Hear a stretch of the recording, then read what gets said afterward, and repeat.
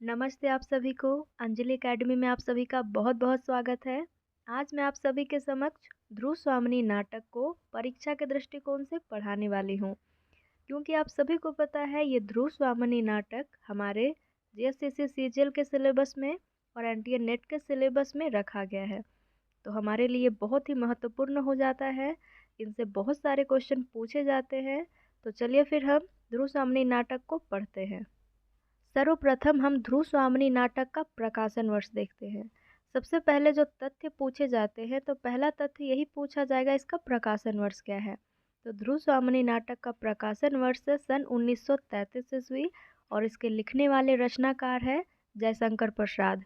जयशंकर प्रसाद एक ऐतिहासिक नाटककार माने जाते हैं। इनके ज़्यादातर रचनाएं इतिहास के ही पात्रों को उठा करके लिखे गए हैं। तो ध्रुव स्वामिनी भी उनमें से एक है और 1933 में लिखी गई है। फिर एक तथ्य की बात है कि इसमें 3 अंक है। 3 अंक है, ये भी पूछा जाएगा कि ध्रुव स्वामिनी नाटक में कितने अंक है, तो 3 अंक है, याद रखिएगा। चलिए फिर हम इनके पात्रों को देखते हैं और कथा वस्तु को समझते हैं। ध्रुव स्वामिनी नाटक नायिका प्रधान नाटक है।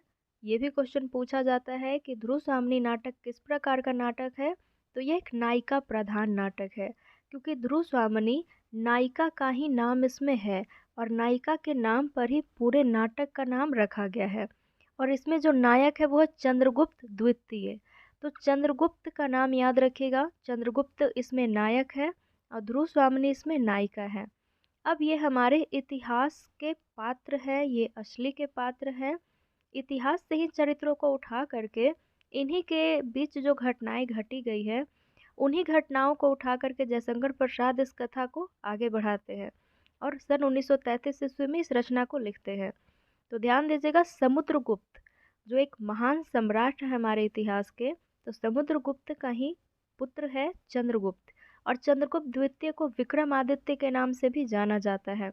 और इसी विक्रमादित्य की पत्नी है वो है ध्रुव स्वामिनी। और ध्रुव स्वामिनी का इतिहास में नाम है ध्रुव देवी। तो ध्रुव देवी ऐतिहासिक नाम है, थोड़ा सा नाम बदल करके जयशंकर प्रसाद ध्रुव स्वामिनी नाम रखे हुए हैं।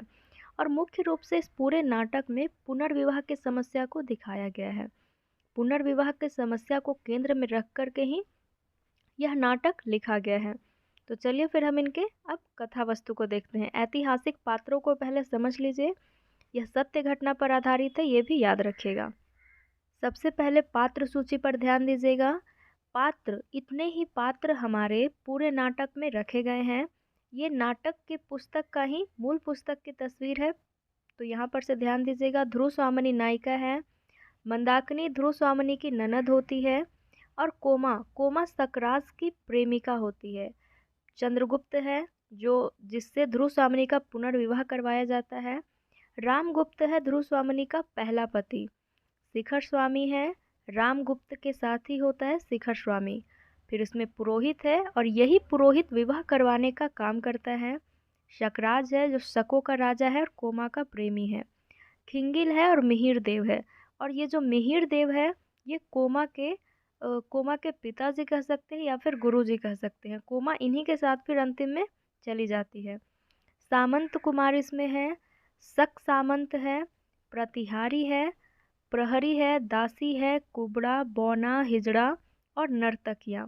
तो ये सारे पात्र हमारे ध्रुव स्वामिनी नाटक में हमें देखने को मिलते हैं। अब आइए यहाँ पर सीधा सीधा हम साधारण तरीके से इसके कथानक को समझते हैं। ध्यान दीजिएगा, समुद्रगुप्त, समुद्रगुप्त के 2 पुत्र होते हैं। समुद्रगुप्त जो महान राजा है, सम्राट है, उनके 2 पुत्र होते हैं।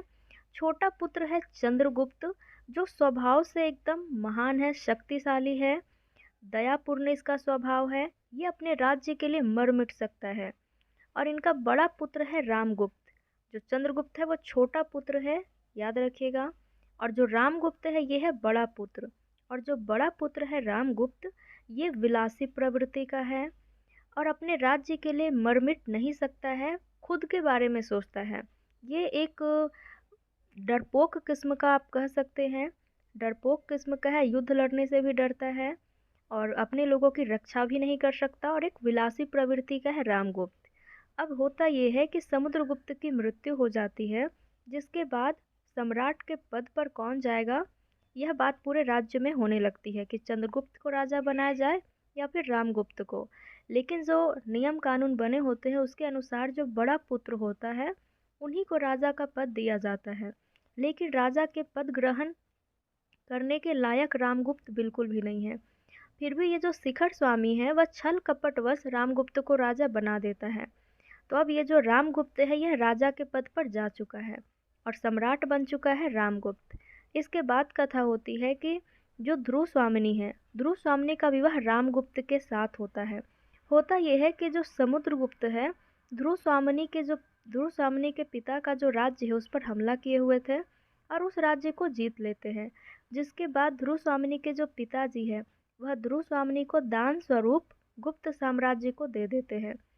पहले के समय में ऐसे ही होता था, अगर दो राज्य आपस में लड़ाई कर रहे हों और जो पहला राज्य है दूसरे राज्य पर जीत हासिल कर लिया तो दूसरे राज्य के जो राजा है वो अपनी पुत्री को भी दान में दे देते थे। उसी प्रकार ध्रुव स्वामिनी को दान में दिया जाता है।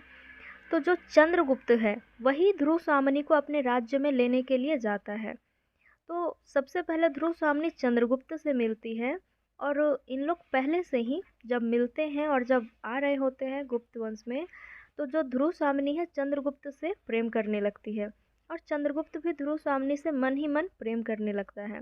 लेकिन जब ये लोग राज्य में पहुंचते हैं तो पता चलता है कि ध्रुव स्वामिनी का विवाह जो सम्राट है, जो राजा है, जो रामगुप्त है, इसके साथ करवाया जाएगा। उसके बाद चंद्रगुप्त जो छोटा भाई है वो पीछे हट जाता है और रामगुप्त का विवाह ध्रुव स्वामिनी से हो जाता है। अब ये जो ध्रुव स्वामिनी है और रामगुप्त दोनों एक दूसरे के साथ बिल्कुल भी खुश नहीं है। ध्रुव स्वामिनी को लगता है जैसे कि वो सोने के पिंजड़े में कैद हो चुकी है, हमेशा इसके आगे पीछे दासियां होती थी और ध्रुव स्वामिनी बिल्कुल भी स्वच्छंद तरीके से रह नहीं पाती है।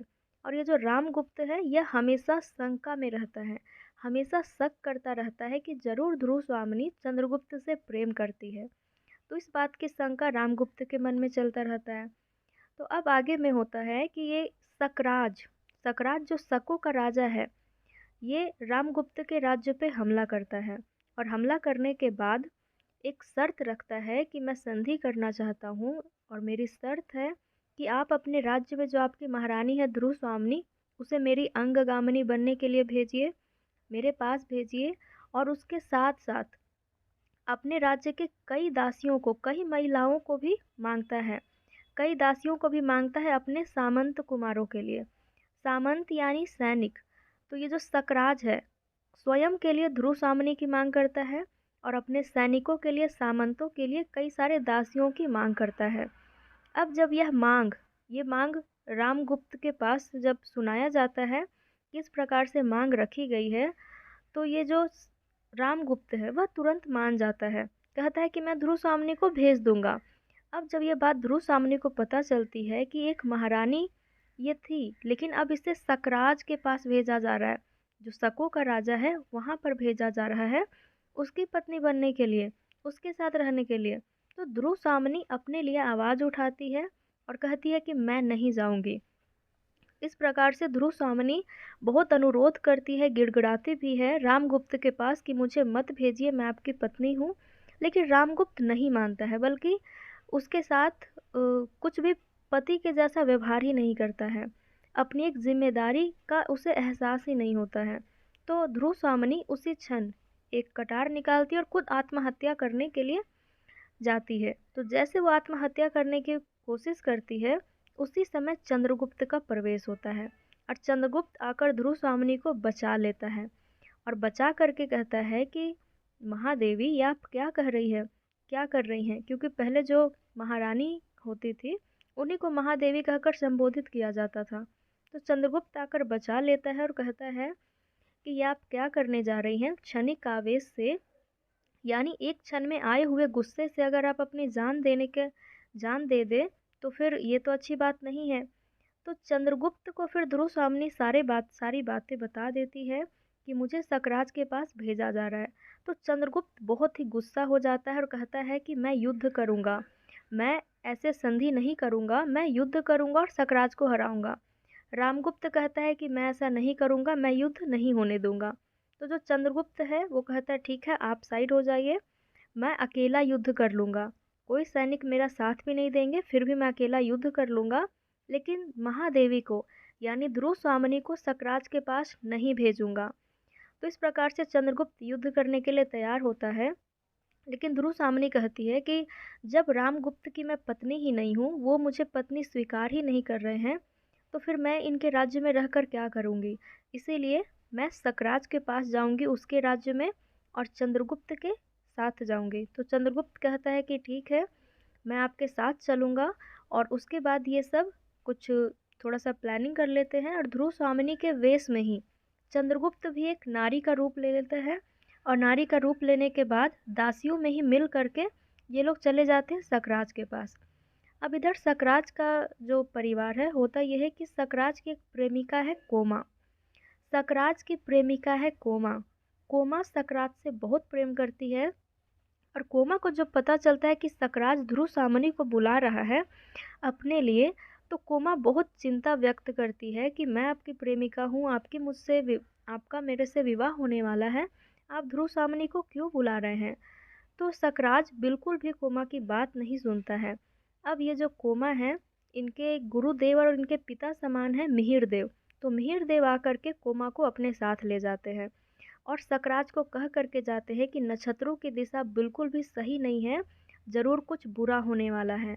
तो यह सुनकर सकराज कोमा से बहुत पूछता है कि बताओ, आखिर नक्षत्रों की क्या दिशा है, क्या बुरा होने वाला है? कोमा नहीं बताती है और कोमा और मिहिर देव चले जाते हैं। अब सकराज वहीं पर है। उसी क्षण एक मंत्री आकर के कहता है कि आप ध्रुवस्वामिनी और जो दासियों को बुलाए थे वो आ चुके हैं। सकराज कहता है ठीक है, उन्हें आप एक कमरे में ले जाइए, मैं आकर के अभी मिलता हूँ। अब ध्रुवस्वामिनी और चंद्रगुप्त दोनों ही स्त्री के वेश में हैं। ध्रुवस्वामिनी तो स्त्री है ही, चंद्रगुप्त भी पूरी तरीके से ध्रुवस्वामिनी के जैसे ही वेश धारण किया हुआ है। और दोनों पहुंच जाते हैं एक कमरे में और शर्त रखते हैं कि हम लोग महाराज से अकेले में मिलना चाहते हैं। सकराज सोचता है कि क्या होगा, एक नारी ही तो है, एक नारी से अकेले में मिलूंगा तो कोई दिक्कत नहीं है। सकराज अकेले कमरे में जाता है। वहाँ पर ध्रुवस्वामिनी और चंद्रगुप्त दोनों होते हैं। तो सकराज देख करके बोलता है कि तुम दोनों में से ध्रुवस्वामिनी कौन है? अब ध्रुवस्वामिनी कहती है कि मैं हूँ। चंद्रगुप्त भी कहता है कि मैं हूँ। अब दोनों इस प्रकार से लड़ाई करने लगते हैं और लड़ाई करते करते चाकू निकालते हैं, कटार निकालते हैं और वहीं चंद्रगुप्त मौका देखकर सकराज की हत्या कर देता है। सकराज की मृत्यु हो जाती है। इसके बाद जो ध्रुवस्वामिनी है और जो चंद्रगुप्त वापस अपने राज्य में आ जाते हैं। जब यह बात रामगुप्त को पता चलती है कि जो चंद्रगुप्त और ध्रुवस्वामिनी विजय हो चुके हैं, तो रामगुप्त जाता है और कहता है कि मेरी पत्नी ध्रुवस्वामिनी, अब तो मेरे साथ चलो। ध्रुवस्वामिनी उसी क्षण मना कर देती है, कहती है कि आपने तो मुझे छोड़ दिया था, जब आप मुझे किसी और के अंगगामिनी बनने के लिए भेज दिए, उसी क्षण मैं आपकी पत्नी नहीं रह गई और आप एक क्लीव पुरुष है। नाम याद रखिएगा, क्लीव शब्द का इसमें प्रयोग हुआ है। तो ध्रुवस्वामिनी कहती है रामगुप्त को कि आप एक क्लीव पुरुष है। क्लीव पुरुष उसे कहा जाता है जो अपनी पत्नी की रक्षा नहीं कर सकता है, उसे किसी दूसरे के पास भेज देता है, और वही रामगुप्त था। तो ध्रुवस्वामिनी रामगुप्त को बहुत सुनाती है और रामगुप्त फिर वहाँ से चला जाता है। फिर पुरोहित आता है और पुरोहित आकर के ध्रुवस्वामिनी से कहता है कि तुम अपना विवाह नहीं तोड़ सकती। तो फिर ध्रुवस्वामिनी जब पुरोहित को सारी बात बताती है, और वहाँ पर मंदाकिनी भी होती है। मंदाकिनी जो ध्रुवस्वामिनी की ननद है, और मंदाकिनी भी ध्रुवस्वामिनी के साथ ही होती है, इन्हीं ध्रुवस्वामिनी के सपोर्ट में होती है। अब पुरोहित है, यह बोलता है कि मैं धर्म ग्रंथों को पढ़ के आऊँगा, फिर बताऊँगा कि क्या सही है। फिर ये दूसरे दिन पुरोहित आता है और कहता है कि ध्रुवस्वामिनी, जब रामगुप्त एक क्लीव पुरुष है तो तुम्हारे पास पूरा हक है कि तुम उसे छोड़ सकती हो। तुम्हारे पास पूरा हक है कि तुम उसे छोड़ सकती हो।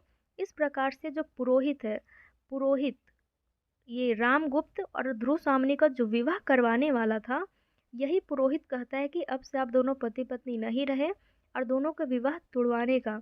यानी पहले के समय में तलाक नहीं चलता था, लेकिन फिर भी पुरोहित कहता है कि आपका अब तलाक हो चुका है, आप लोग अब अलग रह सकते हैं। तलाक शब्द का जिक्र नहीं हुआ है, बस यही हुआ है कि पुरोहित कहता है कि ध्रुवस्वामिनी, अब आप स्वच्छंद है, अब आप रामगुप्त की पत्नी नहीं है, अब आप अकेले रह सकती है। उसके बाद फिर ध्रुवस्वामिनी और चंद्रगुप्त दोनों आपस में पहले से ही प्रेम कर रहे होते हैं, फिर दोनों पुनर्विवाह कर लेते हैं। और यही इस नाटक में मुख्य रूप से जोर दिया गया है यहाँ पर पुनर्विवाह पर। पुनर्विवाह कर लेते हैं चंद्रगुप्त और ध्रुवस्वामिनी, और दोनों एक दूसरे के काबिल होते हैं, दोनों एक दूसरे से पुनर्विवाह कर लेते हैं। उसी समय रामगुप्त धीरे से जाता है और चंद्रगुप्त के पीछे से वार करता है। तो एक सामंत कुमार, एक सैनिक होता है, यह सैनिक रामगुप्त की फिर हत्या कर देता है। तो ध्यान दीजिएगा, चंद्रगुप्त चंद्रगुप्त सकराज की हत्या किया हुआ था, और जो सामंत कुमार है ये रामगुप्त की हत्या करता है। रामगुप्त जो चंद्रगुप्त का बड़ा भाई है। अब इधर ये जो सकराज है इसका शव अभी भी चंद्रगुप्त के पास ही होता है। ये कोमा को जब पता चलता है सकराज की मृत्यु हो गई है, तो कोमा बहुत प्रेम करती है सकराज से। तो कोमा और मिहिर देव दोनों कोई जाते हैं ध्रुव स्वामिनी के पास और जा करके सकराज का शव मांगते हैं कि हमें आप उनका शव दे दीजिए, हम उनका शव लेकर के जाएंगे। शव इन्हें दे दिया जाता है। इसके बाद कोमा और मिहिर देव जब शव लेकर के जा रहे होते हैं, उसी समय ये जो रामगुप्त है वो उन दोनों की हत्या करवा देता है। यानी मिहिर देव और कोमा की भी इसमें मृत्यु हो जाएगी, सकराज की भी मृत्यु हो जाती है और रामगुप्त की भी मृत्यु हो जाती है। उसके बाद ध्रुव स्वामिनी, चंद्रगुप्त, ये दोनों फिर पुनर्विवाह करके रहना शुरू कर देते हैं और यहीं पर कथा समाप्त हो जाती है। मुख्य रूप से 1933 के समय में समाज में पुनर्विवाह नहीं करवाया जाता था। इसीलिए इसी चीज़ पर जोर देने के लिए जयशंकर प्रसाद इस नाटक की रचना करते हैं और लोगों को बताना चाहते हैं कि यह इतिहास से चला आ रहा है।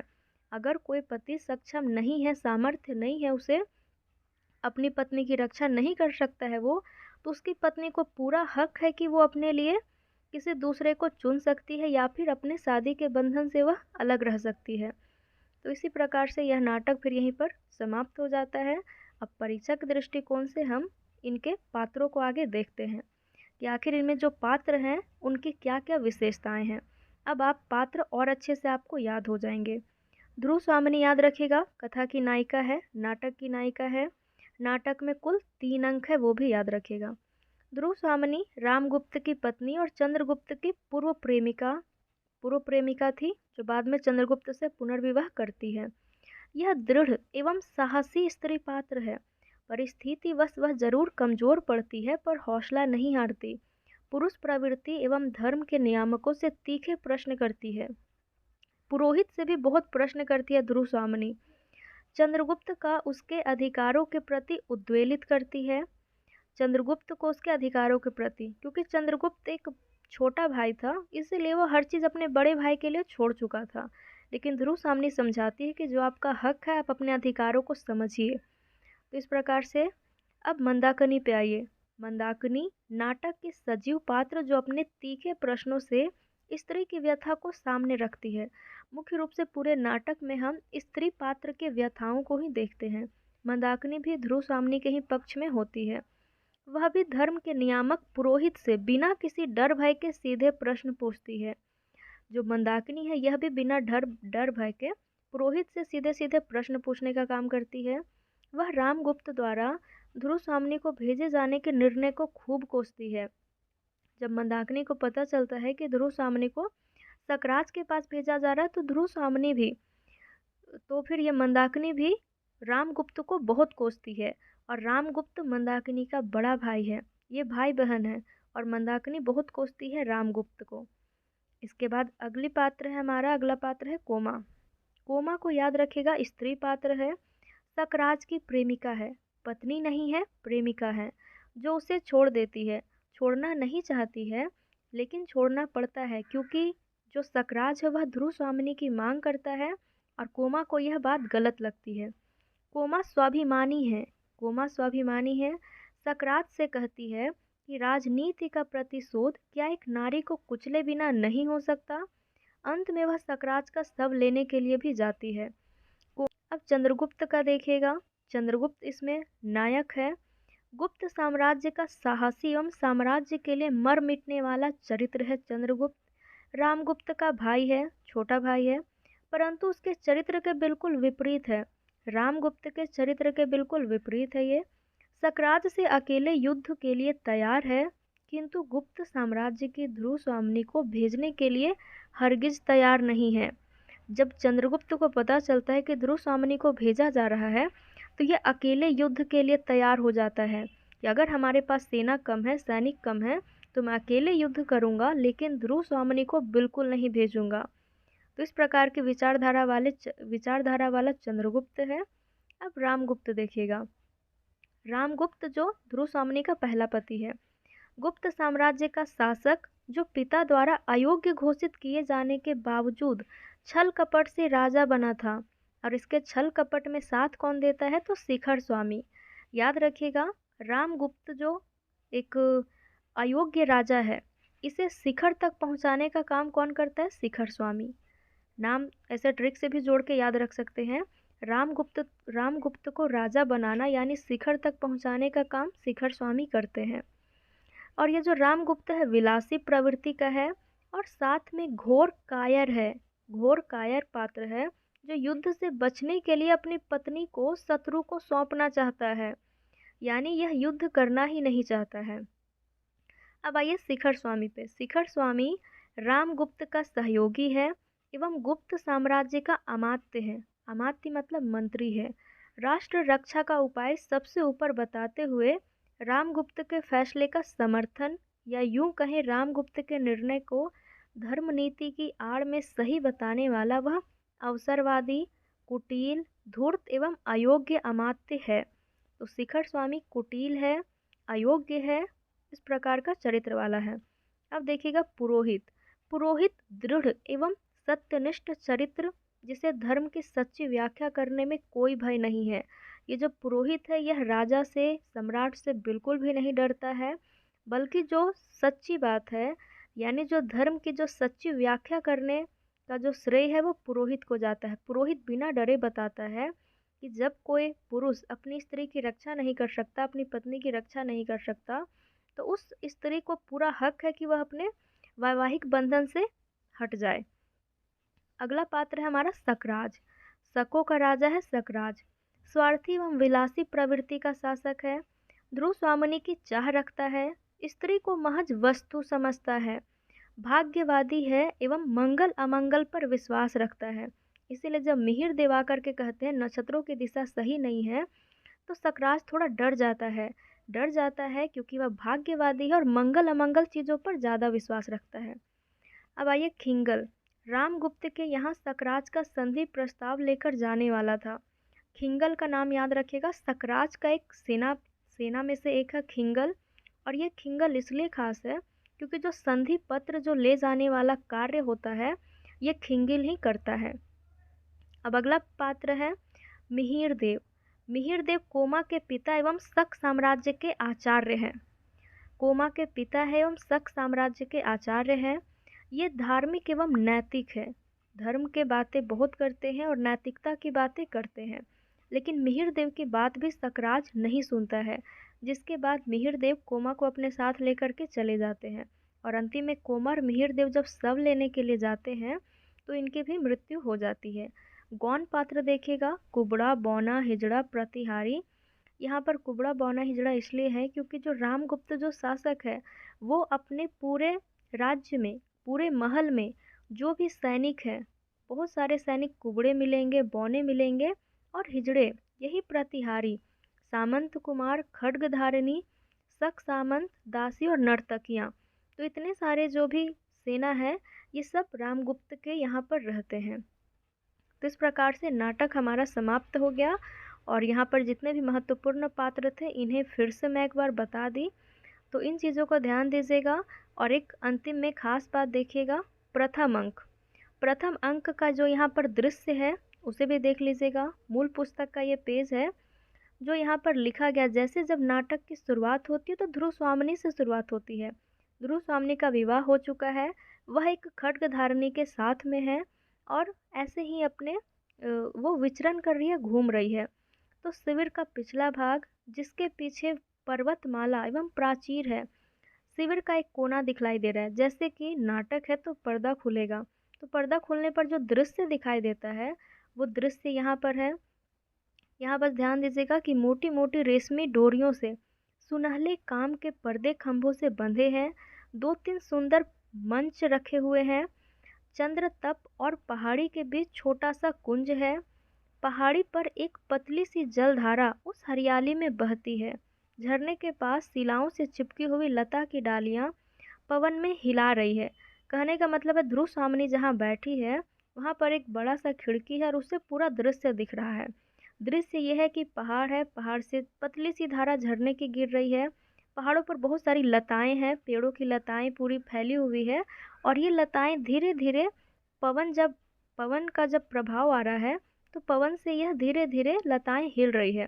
इतना मनमोहक दृश्य देख करके भी जो ध्रुव स्वामिनी बैठी है लेकिन उसे मन से अच्छा नहीं लग रहा है, वह शांति से बैठी है। तभी एक खड्गधारिणी आएगी, फिर उसी से बातचीत होता है ध्रुव स्वामिनी का। तो ध्रुव स्वामिनी जब बातचीत करेगी वहीं से शुरुआत होती है और फिर यह नाटक आगे बढ़ता चला जाता है। तो उम्मीद है जानकारी आपके काम की होगी, आपको अच्छी लगी होगी। परीक्षा के दृष्टिकोण से इतनी ही महत्वपूर्ण बातें थी। पात्रों को मैं फिर से बता दी और ध्यान दीजिएगा, जयशंकर प्रसाद की यह एक सफल नाटक मानी जाती है। ध्रुव स्वामिनी जयशंकर प्रसाद की अंतिम नाटक है और एक सफल नाटक है। मंच की दृष्टि से, रंगमंच की दृष्टि से ये एक सफल नाटक है, तो ये भी याद रखिएगा। और जो भी महत्वपूर्ण बातें मैं यहाँ पात्रों के माध्यम से बताई, कथा वस्तु में बताई, उन सब चीज़ों को याद रखिएगा, सारे प्रश्न आपके बन जाएंगे।